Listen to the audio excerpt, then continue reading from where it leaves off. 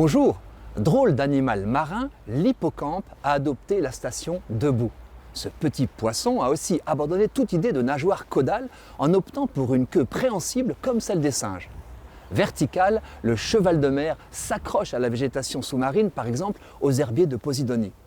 Il n'a pas non plus de nageoire ventrale, mais une sorte d'éventail hérissé sur le dos qui permet, en vibrant doucement, des déplacements lents, plutôt malhabiles. L'hippocampe guette ses proies à l'affût avec ce port de tête et cette silhouette reconnaissable entre mille. Fasciné par sa ressemblance avec le cheval, les civilisations antiques lui ont attribué des pouvoirs magiques et l'ont inclus dans leur iconographie, à la proue des navires, sur des bas-reliefs ou des fresques comme à Pompéi. Sa rareté a nourri sa légende. Pour chasser, l'hippocampe, dont la lenteur trompe les proies, fait aussi dans l'originalité. Sa très petite bouche s'ouvre au bout d'une excroissance tubulaire. Avec cette paille, il aspire de minuscules bestioles qui composent le plancton. Son système d'aspiration est déclenché comme un coup de feu par le déplacement d'un os dédié. L'animal a une vue perçante. Ses yeux mobiles et indépendants assurent une surveillance panoramique. On a même découvert que la forme hydrodynamique de sa tête limite les perturbations de l'eau devant sa bouche. Chasseur furtif, notre cheval marin est carapassonné, couvert de plaques osseuses qui rendent son corps dur et rugueux au toucher. Modeste protection qui complète son camouflage, mais ne dissuade que les prédateurs les moins équipés. Hélas, ce quasi-squelette externe permet aussi de conserver son allure après séchage. On le vend ainsi aux touristes comme souvenir.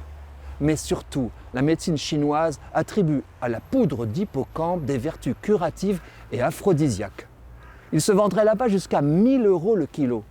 Sa valeur absurde allège les pêcheurs partout où vit l'hippocampe. Et son commerce mondial a pris d'effarantes proportions.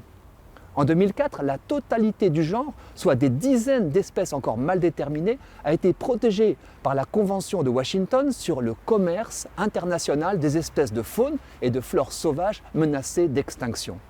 Première fois qu'un poisson commercial était ainsi contrôlé.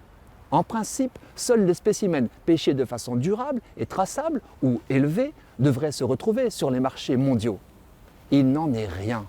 Nombre de gouvernements ont préféré interdire la pêche plutôt que de la réguler, puis ont fermé les yeux sur les trafics.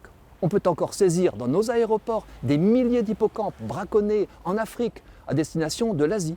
L'Amérique latine n'est pas en reste. 20 millions d'hippocampes seraient encore vendus tous les ans en Chine. Dernière originalité et non des moindres, c'est l'hippocampe mâle qui réceptionne les gamètes. La femelle pond ses œufs dans la poche ventrale de son compagnon qui les féconde au passage. En toute logique, le mâle assure donc la gestation pour accoucher quelques semaines plus tard de minuscules hippocampes. Sa poche ayant une fonction proche de celle de l'utérus des mammifères, les plus farouches tenants d'une inversion des rôles entre l'homme et la femme tiennent leur héros. D'autant qu'il est monogame.